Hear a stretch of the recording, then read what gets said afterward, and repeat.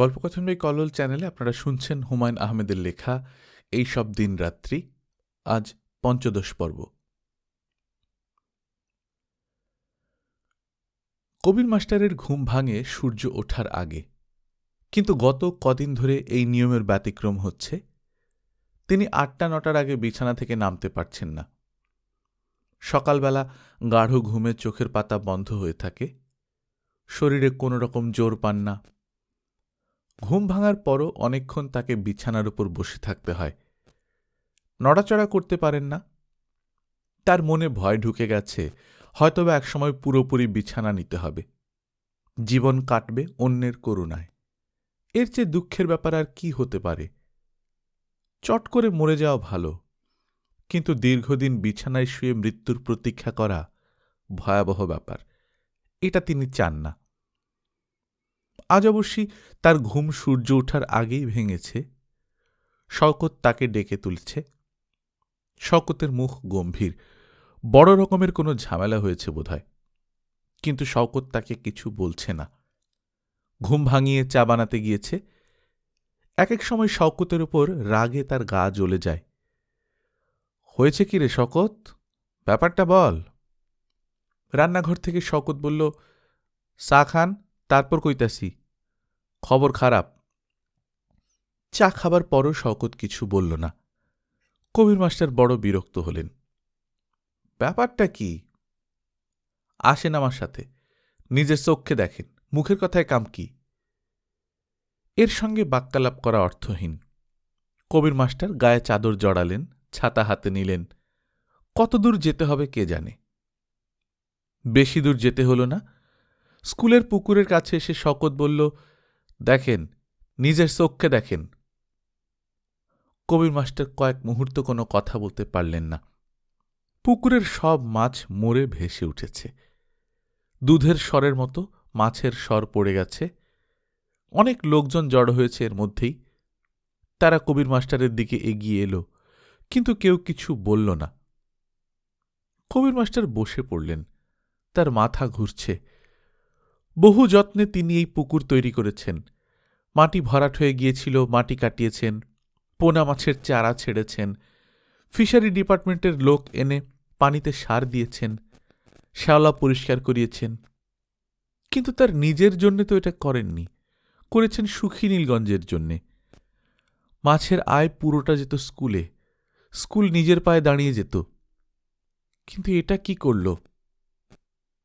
শওকত বলল, স্যার উঠেন, বাড়ির জায়গা, বইসা থেকে কি করবেন, কার জন্যে বসবেন? তিনি উঠলেন, বাড়ি গেলেন না, পুকুরের ঘাটে গিয়ে বসলেন। এই বছরই ঘাট পাকা করেছেন। ছেলে বুড়ো এখন পুকুর পাড়ে ভেঙে পড়েছে। কেউ কেউ বড় বড় মাছ তুলে নিচ্ছে, ভয়ে ভয়ে রান্না করবে, খাবে। মাছের শরীরে বিষ কতটুকু গিয়েছে কে জানে। বিষাক্ত মাছ খেয়ে হয়তো অসুস্থ হবে অনেকে।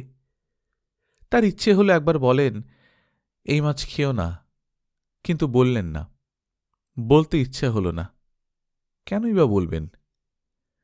বেশ কিছু সাপ মরে ভেসে উঠেছে। ছোট ছোট ছেলেমেয়েরা সেই সব সাপ কঞ্চির আগায় নিয়ে মহানন্দে ছুটাছুটি করছে।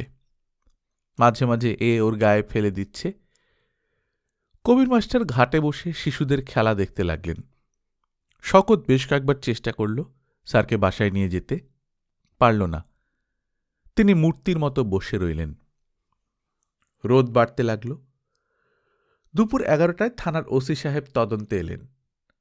দুজন কনস্টেবল নিয়ে পুকুরের চারদিকে কয়েকবার ঘুরলেন।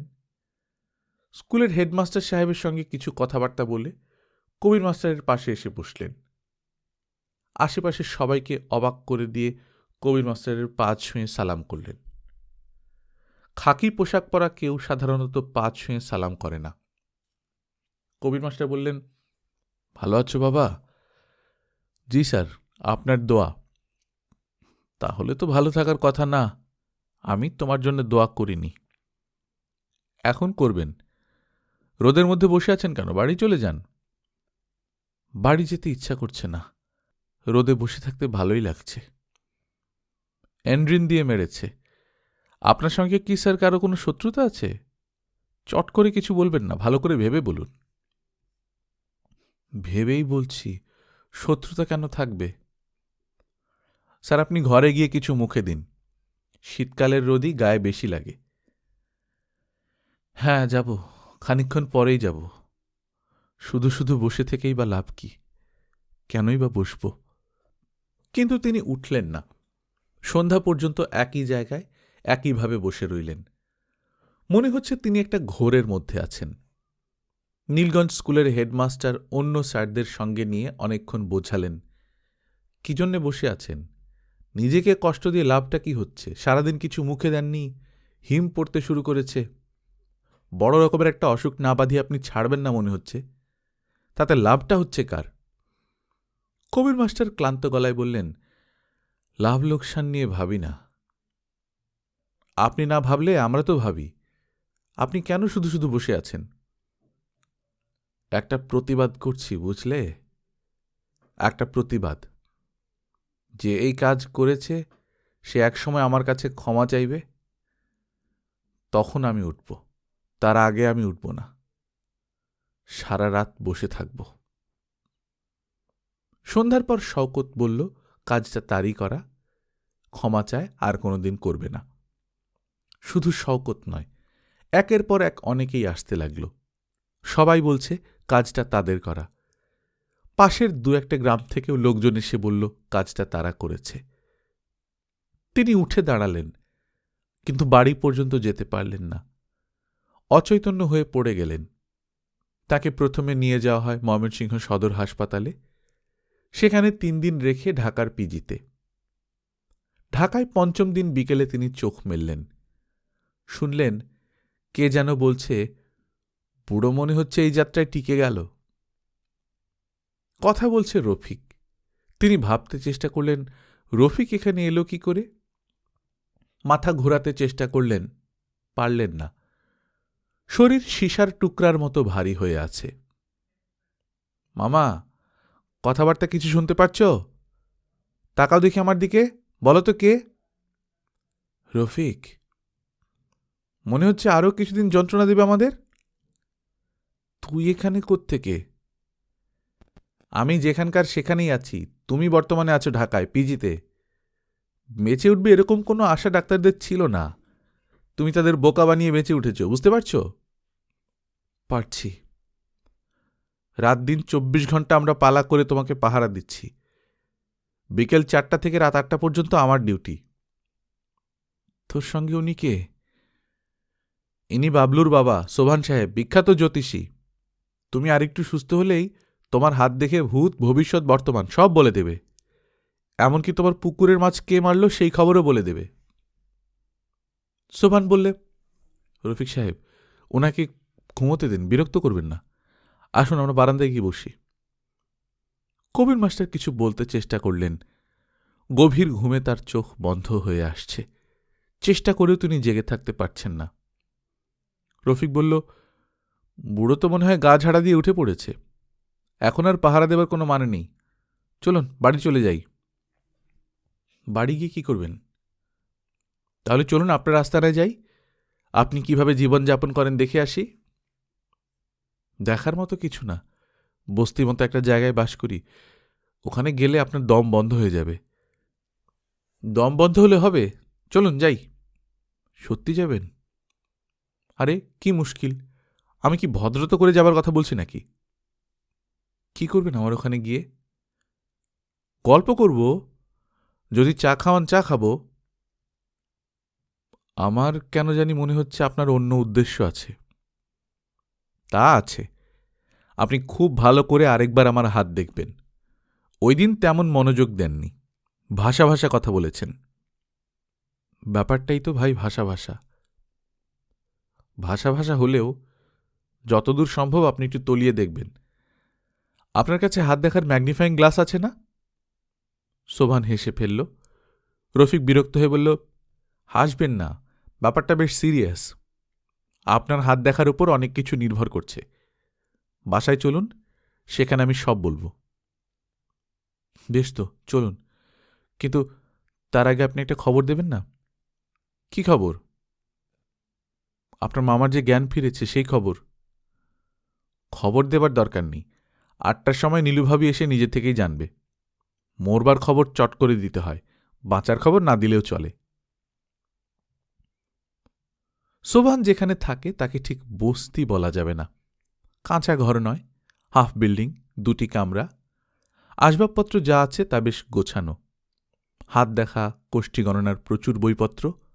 রফিক বলল, এই সব বই পড়েছেন নাকি? হ্যাঁ, পড়েছি। তারপরেও বলেন আপনি এসব বিশ্বাস করেন না?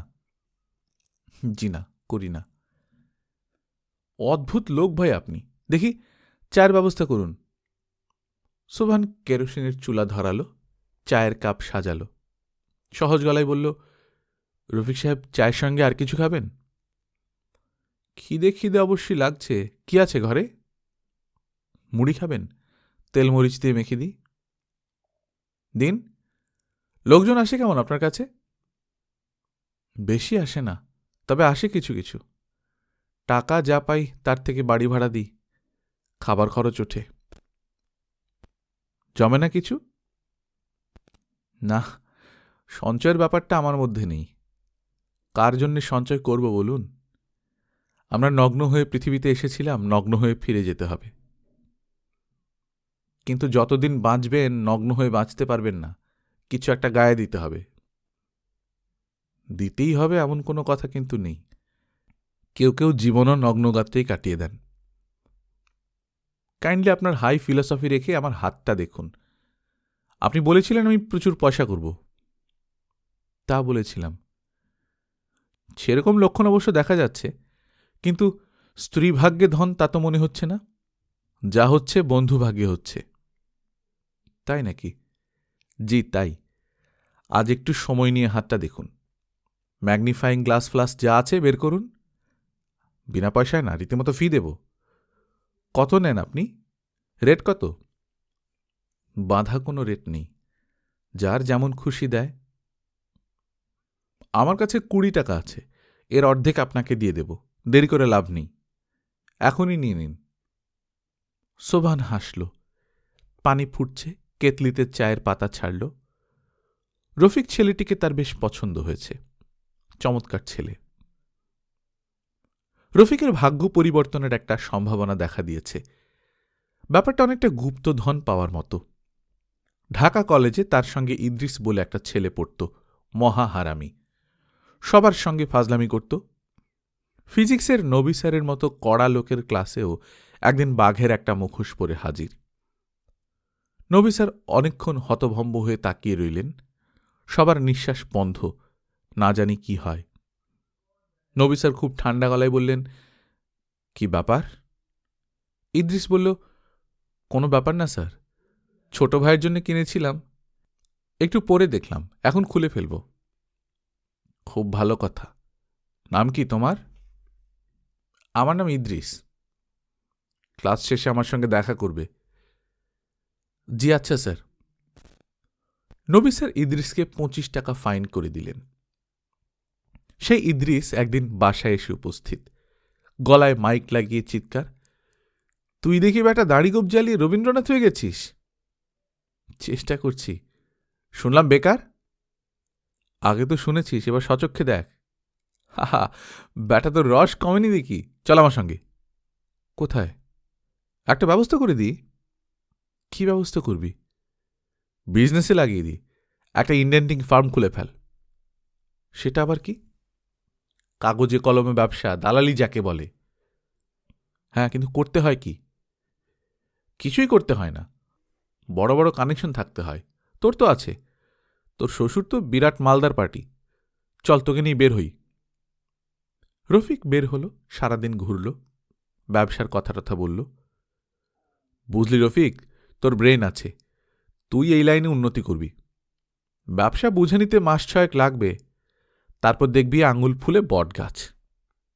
মানুষের বেলায় সাধারণত কলা গাছ হয়, আমার ধারণা তোর বেলায় হবে বট গাছ, যাকে বলে বটবৃক্ষ। ক্যাপিটাল লাগবে না? তা তো লাগবেই, 1,3,000 টাকা শুরুতে লাগবে। সর্বনাশ, 9 মণ তেলও হবে না, রাধাও নাচবে না। 3 লাখ টাকা কে দেবে আমাকে? ব্যাংক দেবে।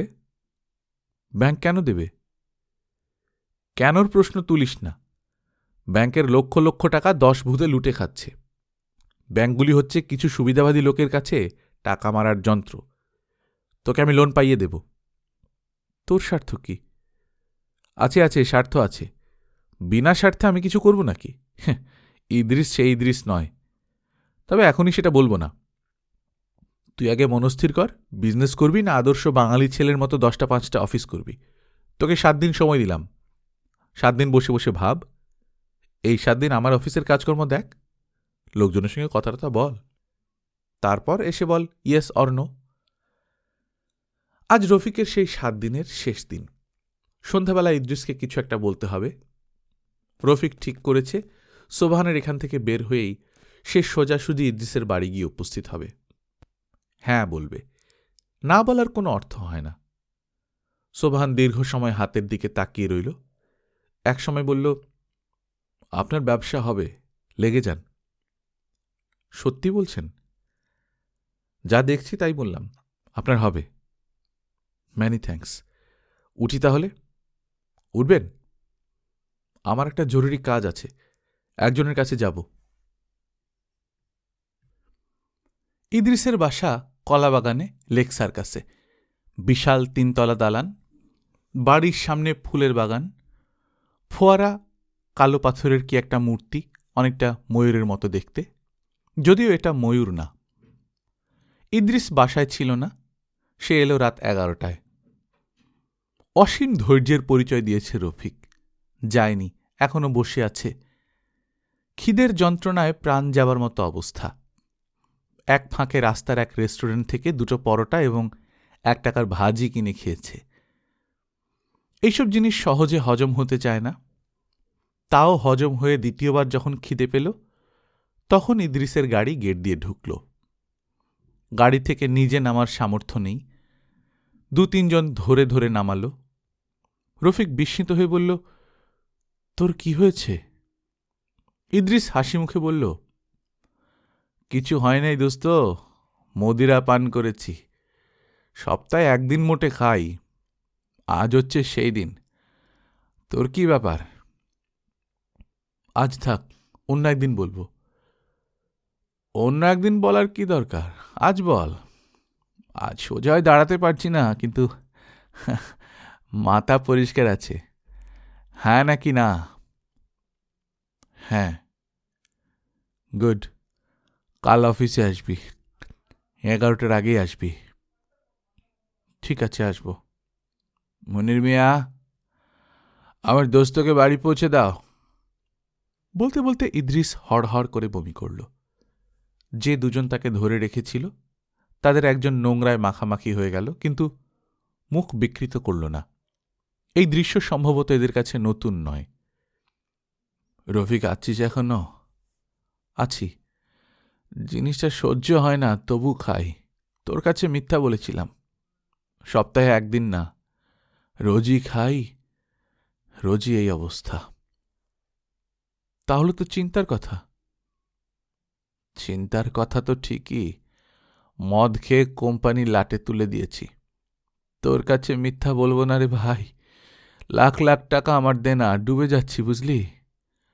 তোর লেজ ধরে আমি এখন ভেসে উঠতে চাই। ইদ্রিস আবার বমি করতে লাগল। গেটের দারোয়ান এগিয়ে এসে রফিককে বলল, স্যার আপনি চলে যান, একটা রিক্সা নিয়ে চলে যান। রফিক যেতে পারছে না। মাতালরা বমি করতে করতে সত্যি কথা বলতে থাকে, এই দৃশ্য সে কোনো ছবিতেও দেখেনি। বড় অবাক লাগছে। রফিক, আছিস? আছি। আমার জীবনটা নষ্ট হয়ে গেল রে দোস্ত, এক বেশ্যা মেয়ের জন্য নষ্ট হয়ে গেল। তাই নাকি? মাগির নাম কাঞ্চন, বুঝলি। আমি এক নরাধম। আচ্ছা দোস্ত, নরাধম কি সন্ধি না সমাস? সব ভুল মেরে বসে আছি। দারোয়ান আরেকবার রফিকের কানের কাছে ফিসফিস করে বলল, বাড়ি যান স্যার, আপনি থাকলে সমস্যা। রফিক নড়ল না। দৃশ্যের শেষটা তার দেখতে ইচ্ছা হচ্ছে। আজ শাহানা এসেছে। বিয়ের পর এই তার 3য়বার আসা। বাড়িটা তার এখন কিছুতেই আগের মতো লাগে না। এটা যেন অচেনা কোনো মানুষের বাড়ি, নিজের বাড়ি নয়। অথচ সব আগের মতোই আছে। শাহানার লাগানো টবের গাছগুলি আগের চেয়েও সুন্দর হয়েছে। সে এই বাড়িতে নেই, তাতে এদের যেন কিছু আসে যায় না। সে যদি এসে দেখত তার অনুপস্থিতিতে এই বাড়ির সবাই পানি দিতে ভুলে গেছে, গাছগুলি শুকিয়ে মরা মরা হয়েছে, তাহলে তার ভালো লাগত। সুন্দর সতেজ গোলাপ গাছগুলি দেখে তার রীতিমতো কান্না পাচ্ছে। কত ফুল ফুটেছে, বিরাট বিরাট ফুল। সে প্রতিটি গাছই হাত দিয়ে স্পর্শ করতে লাগল। গোলাপের দুটি কচি পাতা নিয়ে 2 আঙুলে পিষে নাকের সামনে ধরল। ফুলের ঘ্রাণের চেয়ে তার পাতার ঘ্রাণ বেশি ভালো লাগে। টুনি এবং বাবলু কৌতূহলী হয়ে দেখছে। টুনি বলল, কি করছো ফুপু? গাছগুলিকে আদর করছি। আদর করছো কেন? অনেকদিন পরে এসেছি তো, তাই। বাবলু সাহেবের কি খবর? বাবলু জবাব দিল না, আড়ালে সরে গেল। তার লজ্জা বড় বেশি। তাছাড়া শাড়ি গয়নায় এখন শাহানাকে অপরিচিত লাগছে। টুনি বলল, ফুপু, বাবলুর বাবা এসেছিল। তাই নাকি? মা খুব বকা দিয়েছে। বকা দিয়েছে? হ্যাঁ, মা একদিন আব্বুকেও বকা দিল। ভাবি মনে হয় বকা দেয় ওস্তাদ হয়ে যাচ্ছে। হ্যাঁ, হচ্ছে। দাদিকেও বকা দিল, এই জন্যই তো দাদির অসুখ হয়ে গেল। আমি থাকলে হয়তো আমাকেও বকা দিত। কি দিত না? হ্যাঁ, দিত। টুনি মুগ্ধ হয়ে শাহানাকে দেখছে। তার খুব ভালো লাগছে। এত সুন্দর হয়েছে পুপুমণি, শুধু তাকিয়ে থাকতে ইচ্ছে করে। এমন ড্যাব ড্যাব করে কি দেখছিস রে টুনি? তোমাকে দেখছি। তুমি কত সুন্দর হয়েছ। নতুন করে আবার হব কি রে বোকা? আমি তো আগে থেকেই সুন্দর, তাই না? আচ্ছা টুনি, আনিস ভাই এখন আর ফুল নিতে আসে না? গোলাপের ম্যাজিক দেখাতে তার ফুল লাগে না? ম্যাজিক দেখায় না তো। সে কি করে এখন? মাস্টারি করে। বলিস কি?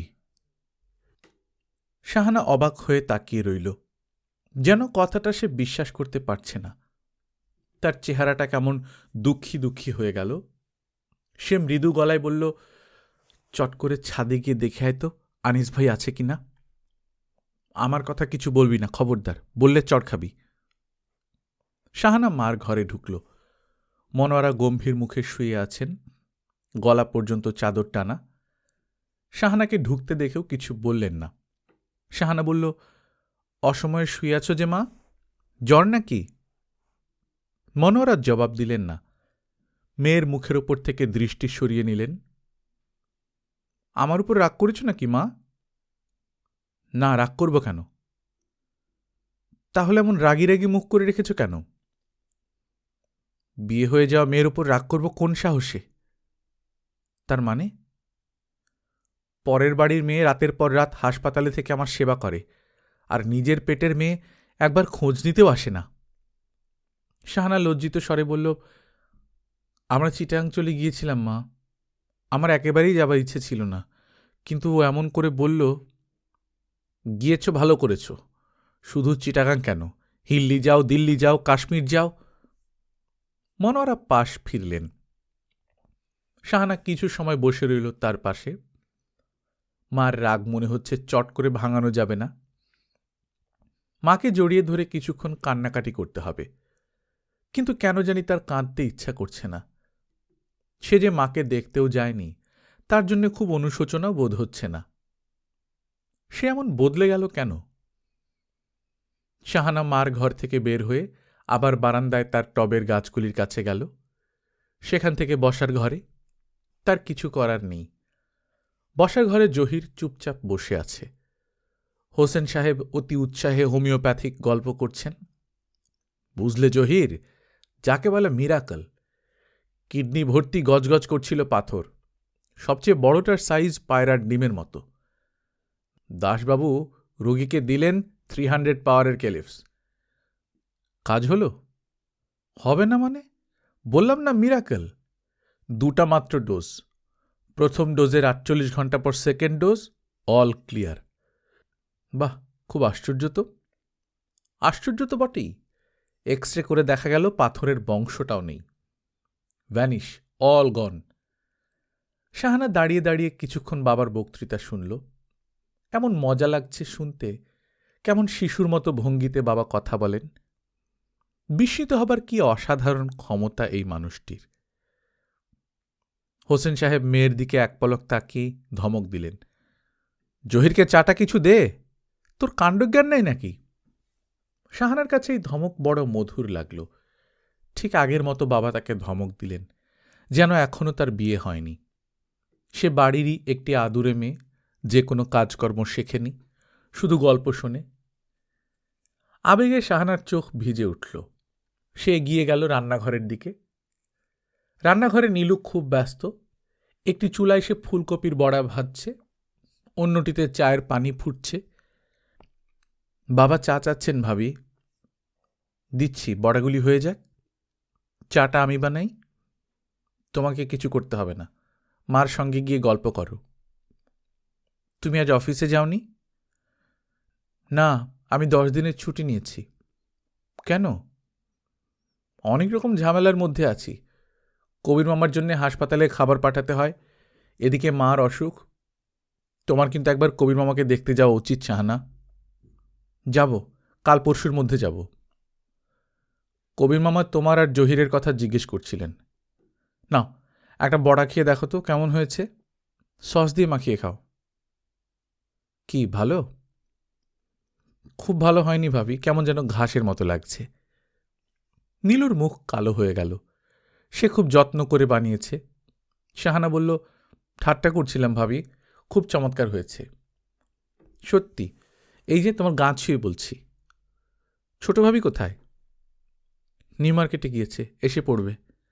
যা তো শাহানা, এগুলো দিয়ে এসো, আমি চা নিয়ে আসছি। শাহানা ট্রেতে খাবার সাজাতে সাজাতে বলল, এই বাড়ির কেউ আমাকে পছন্দ করে না ভাবি। নীলু চুপ করে রইল।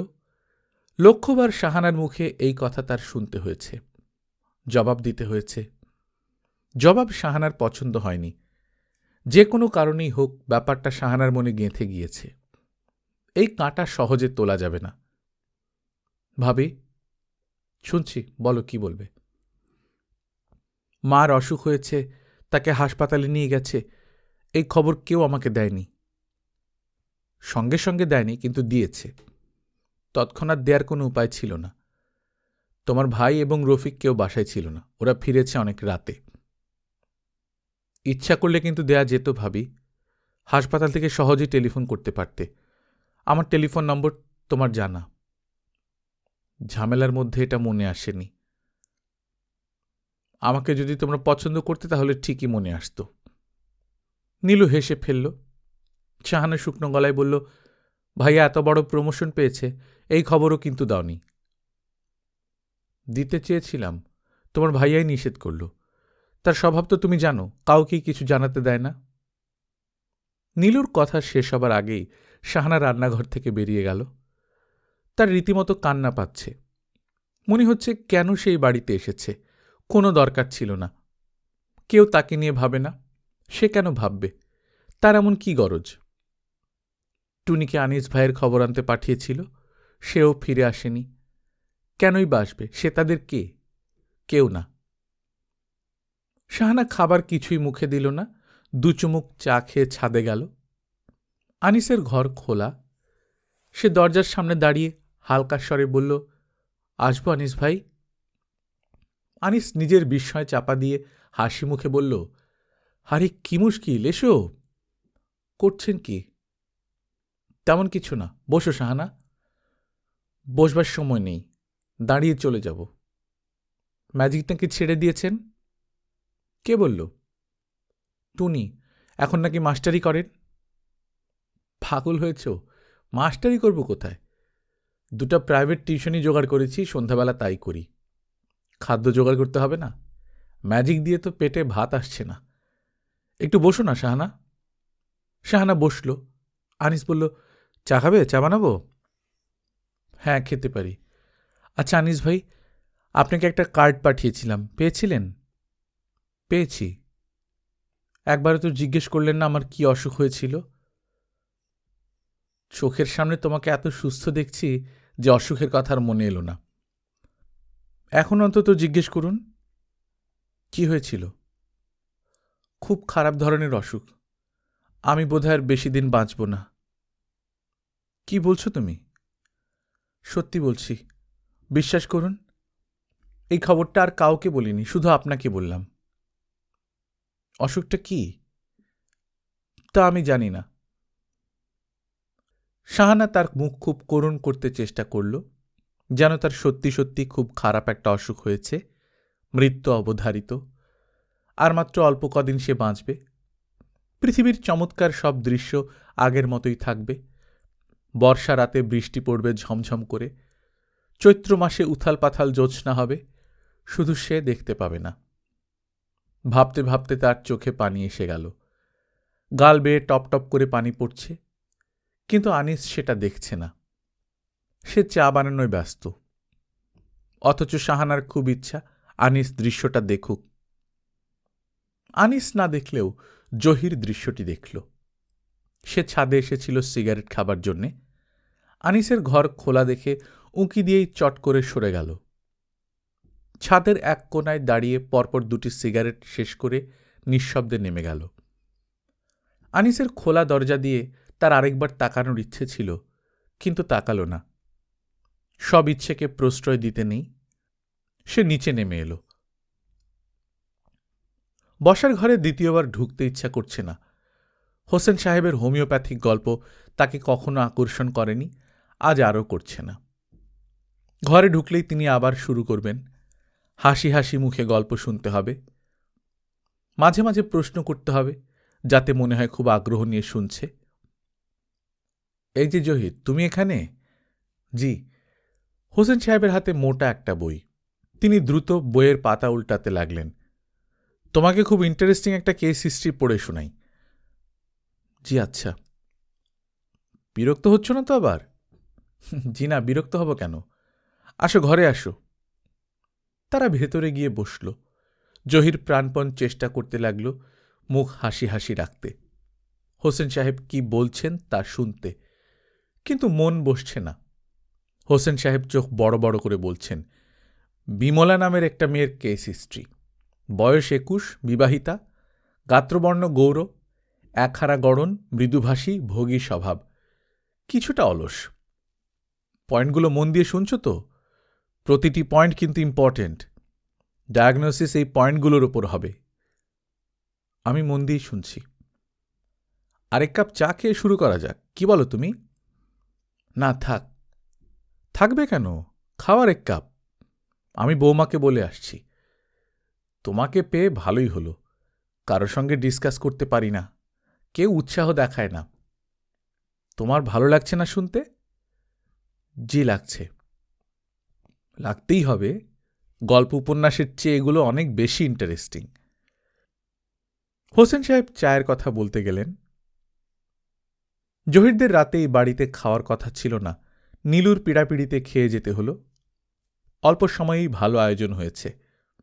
রফিক নিউ মার্কেট থেকে বিশাল সাইজের কই মাছ নিয়ে এসেছে, মটর পোলাও, কই মাছ ভাজা এবং ভুনা গোস্ত। খেতে বসে শাহানা বলল, আনিস ভাইকে ডেকে নিয়ে এলে কেমন হয়? বেচারে বোধহয় আলু ভর্তা দিয়ে ভাত খাবে। নীলু তীক্ষ্ণ দৃষ্টিতে একবার তাকালো শাহানার দিকে। শাহানা সেই দৃষ্টির অর্থ বুঝল না। সে হাসি মুখে বলল, ভাবি, আমি আনিস ভাইকে ডেকে নিয়ে আসি। তোমাদের খাবার কম পড়বে না তো আবার? নীলু কিছু বলার আগেই জহির বলল, কম পড়বে কেন? তোমরা খাওয়া শুরু করো, আমি ডেকে নিয়ে আসছি। শাহানা বলল, তোমার যেতে হবে না, আমি যাচ্ছি, যাব আর আসব। শাহানা বের হয়ে গেল। জহির তাকিয়ে আছে নীলুর দিকে। নীলু কি তা বুঝতে পারছে? সে একবারও জহিরের দিকে তাকাচ্ছে না। হোসেন সাহেব বললেন, হাত গুটিয়ে বসে আছো কেন? খাওয়া শুরু করো। জহির বলল, আনিস সাহেব এলেই শুরু করব। আনিসকে পাওয়া গেল না। সে প্রাইভেট টিউশনিতে গিয়েছে। শাহানাকে দেখে মনে হলো সে খুব মন খারাপ করেছে। তার মুখ শুকনো, চোখ দুটো ছায়াচ্ছন্ন। হোসেন সাহেব বললেন, অপূর্ব রান্না হয়েছে বৌমা, অপূর্ব। কই মাছ কি আরেকটা নেওয়া যাবে? রফিকের ধারণা ছিল মাতাল অবস্থায় লোকজন সত্যি কথা বলে। সে অবশ্য মাতাল দেখেছে খুব কম। যাদের দেখেছে তাদের সবাই কুলি বা রিকশাওয়ালা শ্রেণীর। এদের একজন কাপড় চোপড় খুলে মেয়েদের দিকে অশ্লীল ভঙ্গি করছিল। এতে পাশের পাবলিক ক্ষেপে গিয়ে তাকে ধোলাই দিতে শুরু করে। সে হাত জোড় করে বারবার বলতে থাকে, ভাই মাফ করেন, আর জীবনে মদ খামো না। এই যে কানে ধরলাম ভাই। দ্বিতীয় মাতালটি একটি ঠেলা গাড়ির ওপর বসে বেশ করুণ সুরে গান গাচ্ছিল। ঠেলাওয়ালা সবাইকে হাসি মুখে বলতে বলতে যাচ্ছে, ব্যাটা মদ খাইছে। ঠেলাওয়ালাকে খুব হাসি খুশি মনে হচ্ছিল। একজন মাতাল তার গাড়িতে বসে সবার চিত্ত বিনোদনের চেষ্টা করছে, এটা বোধহয় তাকে খুব আনন্দ দিচ্ছিল। পাবলিকও দৃশ্যটিতে মজাই পাচ্ছিল। মাতালরা সত্যবাদী হয় এরকম ধারণা হবার মতো কোনো কারণ রফিকের জানা ছিল না। তবু কেন জানি সে একটা স্বতঃসিদ্ধ হিসেবেই ধরে নিয়েছিল। ইদ্রিসের ব্যাপারটা সেই কারণে তাকে চিন্তায় ফেলে দিল। ব্যাটার মতলবটা কি? বেশ কয়েকবার আসা যাওয়া করেও তার মতলব পরিষ্কার হল না। বরং মনে হল ইদ্রিস সত্যি সত্যি রফিকের জন্য কিছু করতে চায়। ব্যাংক লোনের জন্য ক্লান্তিহীন ছোটাছুটিও সে বেশ আগ্রহ নিয়ে করছে। তার চেয়েও অদ্ভুত কথা, মাতাল অবস্থায় ওই রাতে সে যা বলেছে তার কোনোটি দেখা গেল সত্যি নয়। ধার দেনা তার একেবারেই নেই। মদ সে সপ্তাহে একদিনই খায়, তাও নিজের পয়সায় নয়, অন্যদের পয়সায়। কাঞ্চন বলে একটা মেয়ের অস্তিত্ব অবশ্য আছে, কলগার্ল ধরনের মেয়ে। ইদ্রিস তার ব্যবসায়িক প্রয়োজনে মেয়েটিকে প্রায়ই ক্লায়েন্টের কাছে পাঠায়। কাঞ্চন সেই উপলক্ষে মোটা কমিশন পায়। ব্যাপার এইটুকুই। রফিক একদিন বেশ অবাক হয়েই বলল, মাতাল অবস্থায় তুই ডাহা মিথ্যা কথাগুলো বললি? ইদ্রিস হাসি মুখে বলল, সত্যি কথা বলবো আমি? পাগল হয়েছিস? ব্যবসা করে খাই না। সত্যি কথা বললে ভাত জুটবে? ব্যবসায়ী হলেই সারাক্ষণ মিথ্যা কথা বলতে হবে? তা তো হবেই। সত্যি কথাগুলো এমনভাবে বলতে হবে যাতে শুনলে মনে হবে মিথ্যা। তারপর ব্যবসা যখন ফুলে ফেপে বিশাল হয়ে যাবে, তখন কথাবার্তা বলা একেবারেই বন্ধ করে দিতে হবে। তখন কথা বলবে ভাড়া করা লোক। বুঝতে পারছিস? এখনো পারছি না, তবে চেষ্টা করছি। বিরাট বিরাট ব্যবসায়ীরা দেখবি ব্যবসা নিয়ে কথাবার্তা একেবারেই বলে না। তারা কথাবার্তা বলে শিল্প সাহিত্য নিয়ে। তাই নাকি? তোকে একদিন এরকম একজনের কাছে নিয়ে যাব। বিড়ির বিজনেস করে লাল হয়ে গেছে, এখন রবীন্দ্র চর্চা করে। বিরাট এক প্রবন্ধ লিখেছে, রবীন্দ্র কাব্যে মুসলমানি শব্দ। পয়সা হয়েছে বলি সে রবীন্দ্র চর্চা করতে পারবে না এমন তো কোনো কথা নেই। তা নেই। রবীন্দ্র চর্চা, পিকাসো চর্চা, সব চর্চার মূল হচ্ছে টাকা। এইটা থাকলে সব কলার চর্চা করা যায়। ইদ্রিসের যোগাযোগ এবং কাজ করবার, কাজ গোছাবার কায়দা দেখে দেখে রফিক সত্যিকার অর্থেই মুগ্ধ। একটি পয়সা অ্যাডভান্স না দিয়ে সে মতিঝিলে রফিকের জন্য 2 কামরার এক অফিস জোগাড় করে ফেলল। টিএনটির বড় বড় কর্তা ব্যক্তিদের সঙ্গে সে কি বলল কে জানে। তারা আশ্বাস দিলেন 1 মাসের মধ্যে টেলিফোন লাইন পাওয়া যাবে। ফার্নিচারের দোকান থেকে বাকিতে ফার্নিচার চলে এলো। রফিক মুখ শুকনো করে বলল, আমার তো ভাই ভয় ভয় লাগছে, সামাল দেব কিভাবে? সামাল দেবার লোকও তোর জন্য ব্যবস্থা করছি। এই লাইনের মহাঘাগু লোক, তোর নতুন ম্যানেজার, নাম সাদেক আলী। তবে ব্যাটাকে বিশ্বাস করবি না।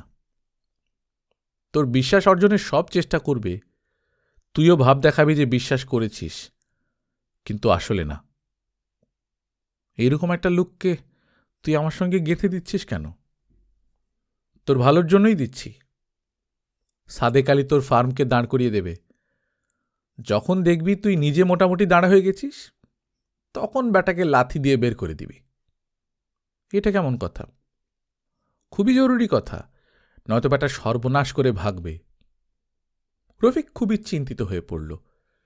সব কিছুই হচ্ছে ঝড়ের গতিতে। এটা কি ঠিক হচ্ছে? শেষ পর্যন্ত বড় রকমের কোনো ঝামেলায় পড়তে হবে না তো? আমও যাবে, সালাও যাবে। তার ভরাডুবি কি আসন্ন? এইসব কথাবার্তা সে অবশ্য বাসায় কিছু বলেনি, শারমিনের সঙ্গেও নয়। শারমিনের সঙ্গে তার একটা ঠান্ডা যুদ্ধ চলছে। সন্ধির কোনো রকম ইশারাও পাওয়া যাচ্ছে না। রাতে দুজন দুদিকে ফিরে ঘুমায়। এই অবস্থায় ব্যবসা সংক্রান্ত কথাবার্তা জমে না। তাছাড়া শারমিনের সন্দেহবাতিক আছে। 1,00,000 প্রশ্ন করবে। কেন তোমার এই বন্ধু তোমার জন্য এত কিছু করছে? তার স্বার্থ কি? কতদিনের বন্ধু? কই আগে তো নাম শুনিনি। তার আসল মতলবটা কি? এই জাতীয় প্রশ্ন রফিকের মনেও আছে বলেই সে অন্য কারো মুখ থেকে শুনতে চায় না। তার চেয়ে যেভাবে আগাচ্ছে আগাক। নীলুর সঙ্গে একবার কথা অবশ্য কিছু হয়েছে, তাও ভাষা ভাষা কথা।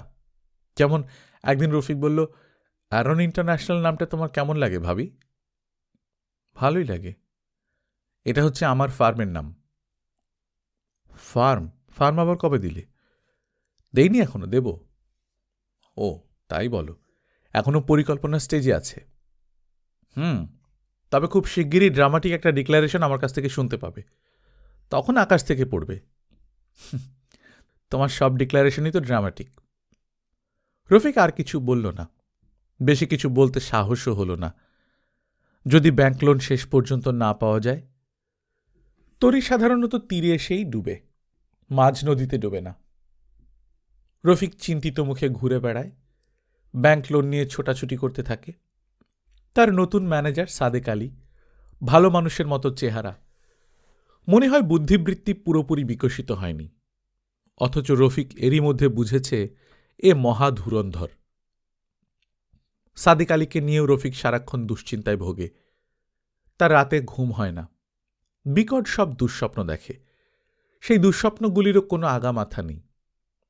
একটা স্বপ্ন ছিল এরকম, সে এবং সাদেক আলী প্রাণপণে ছুটছে। দুজনের গায়ে কোনো কাপড় নেই। তাদের তাড়া করছে বাবলুর বয়সী একদল ছেলে। সাদেক আলী বারবার বলছে, এরা বড় যন্ত্রণা করছে স্যার, বন্দুক দিয়ে একটা গুলি করেন। এই জাতীয় স্বপ্নের কোনো মানে হয়? হোসেন সাহেব বসার ঘরে ঢুকে দেখলেন মাঝবয়সী একজন অপরিচিত লোক বসে আছে। খুব কায়দা করে সিগারেট টানছে এবং পা নাচাচ্ছে। হোসেন সাহেব হাসলেন। জনাব, আপনার নাম? স্যার, আমার নাম সাদেক আলী। বলতে বলতে লোকটি এগিয়ে এসে পা ছুঁয়ে সালাম করল। তিনি হকচকিয়ে গেলেন। বিব্রত কণ্ঠে বললেন, আপনাকে তো চিনতে পারলাম না। আমি দি অ্যারন ইন্টারন্যাশনালের জেনারেল ম্যানেজার। ও আচ্ছা আচ্ছা। স্যার কি আছেন? শফিক তো চিটাগাং গিয়েছে। আমি রফিক স্যারের কাছে এসেছিলাম। ওর কাছে কি জন্যে? দি অ্যারন ইন্টারন্যাশনালের ব্যাংক লোন পাওয়া গেছে, এই সুখবরটা স্যারকে দেবার জন্য এসেছিলাম। হোসেন সাহেব কিছুই বুঝলেন না। অবাক হয়ে তাকিয়ে রইলেন।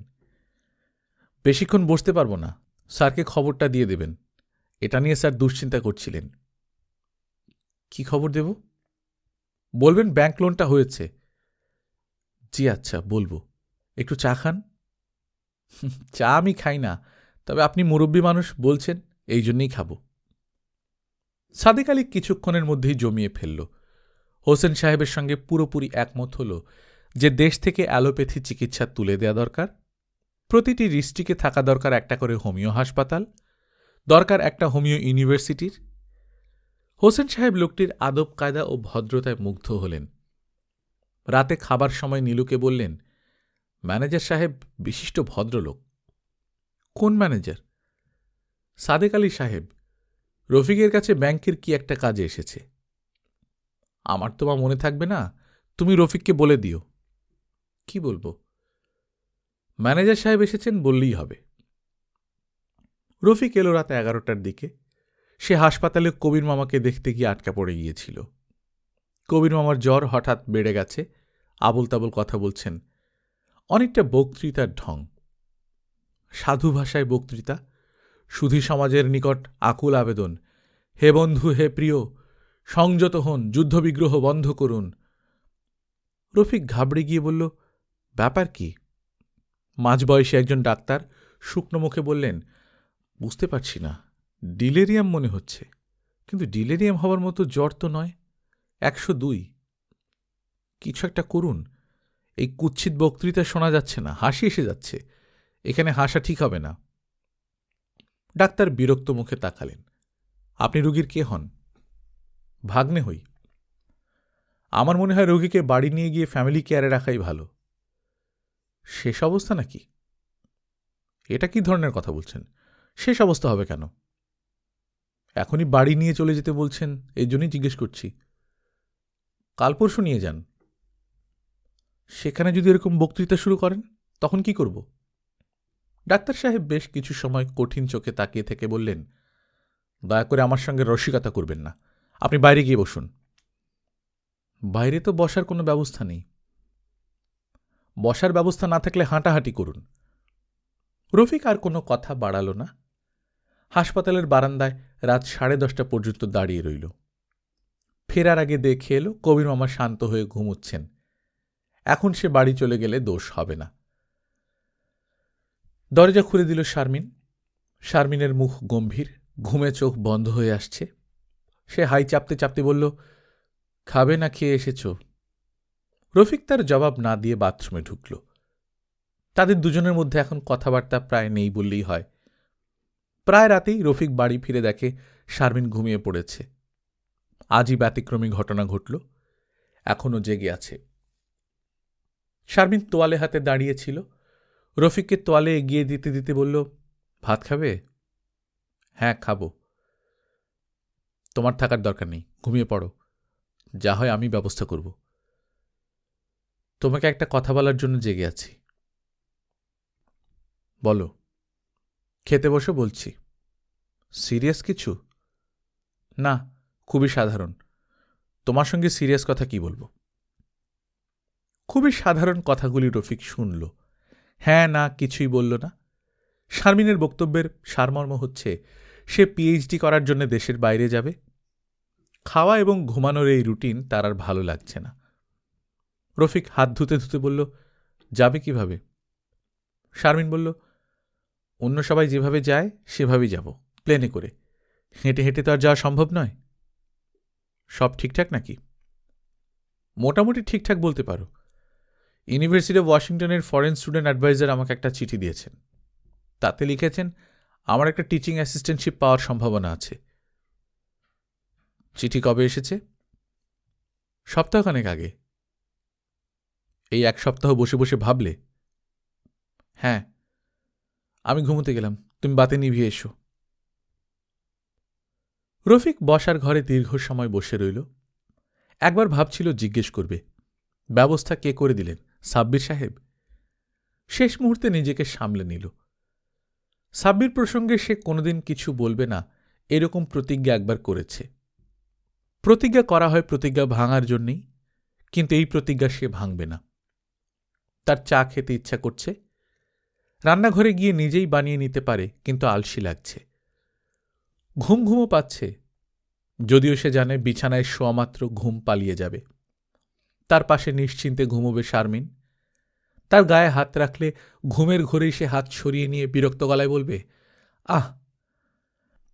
তার চেয়ে এখানে বসে বসে মশার কামড় খাওয়াই ভালো। অনেক রাতে নীলু টুনিকে বাথরুম করাবার জন্য দরজা খুলল। কি ব্যাপার রফিক, জেগে আছো যে? ঘুম আসছে না ভাবি। তোমার কাছে কে যেন এসেছিল, কি এক ম্যানেজার, বাবার সঙ্গে গল্প করছিল। রফিক কোনোরকম উৎসাহ দেখাল না, ক্লান্ত গলায় বলল, শারমিন তোমাকে কি কিছু বলেছে ভাবি? কোন প্রসঙ্গে? বাইরে যাওয়ার ব্যাপারে। না তো, কোথায় যাচ্ছে? রফিক জবাব না দিয়ে উঠে পড়ল। বাতি নেভাতে নেভাতে বলল, সকালে বলবো। যা ভাবা গিয়েছিল তাই। ঘুম আসছে না। পাশেই শারমিন, গায়ের সঙ্গে গা লেগে আছে, তবুও দুজনের মধ্যে অসীম দূরত্ব। এই দূরত্বকে কমানোর কোনোই কি উপায় নেই? রফিক ছোট্ট নিঃশ্বাস ফেলে চোখ বুজল। কবির মামার কথাটা ভাবিকে বলা হয়নি। তাকে বাড়িতে নিয়ে আসতে হবে। ঝামেলার উপর ঝামেলা। রফিক একটু লজ্জিত বোধ করল। নিজের সমস্যাই প্রধান হয়ে দাঁড়িয়েছে, অন্য সব এখন ঝামেলা। নীলও জেগে আছে। শফিক বাড়িতে না থাকলে তার এরকম হয়। সারাক্ষণ একটা চাপা ভয় বুকের ওপর বসে থাকে। মনে হয় এ বাড়িতে যেন কোনো পুরুষ মানুষ নেই। বড় কোনো বিপদ আপদ হলে কে সামলাবে? হয়তো আগুন লেগে গেল, চোর এলো বাড়িতে, কিংবা ডাকাত পড়ল, তখন কি হবে? নীলু মাঝে মাঝেই ভাবে, সব মেয়েরাই কি তার মতো ভাবে? এই নির্ভরশীলতার কারণটা কি? টুনি শক্ত করে তার গলা চেপে ধরে আছে, ফাঁসের মতো লাগছে। বিশ্রী অভ্যাস মেয়েটার। ঘুমের সময় হাতের কাছে যা পাবে তাই শক্ত করে ধরবে। নীলু ক্ষীণ স্বরে বলল, টুনি, ঘুমাচ্ছিস? টুনি জবাব দিল না। হাতটা একটু আলগা কর মা, দম বন্ধ হয়ে আসছে। টুনি আরো শক্ত করে গলা চেপে ধরল। ঘুমের ঘোরেই বলল, কমলা খাবো না, বললাম তো খাবো না।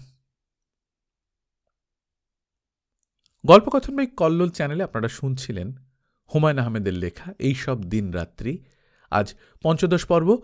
আমরা নিয়মিত গল্প পাঠ করে শোনাচ্ছি। আপনারা যারা প্রথমবার মতো শুনছেন, কাইন্ডলি সাবস্ক্রাইব করে নেবেন। গল্প পাঠ ভালো লাগলে বন্ধুদের সঙ্গে শেয়ার করবেন। নিজে ভালো থাকবেন, আশেপাশের লোকজনকে ভালো রাখবেন। টাটা।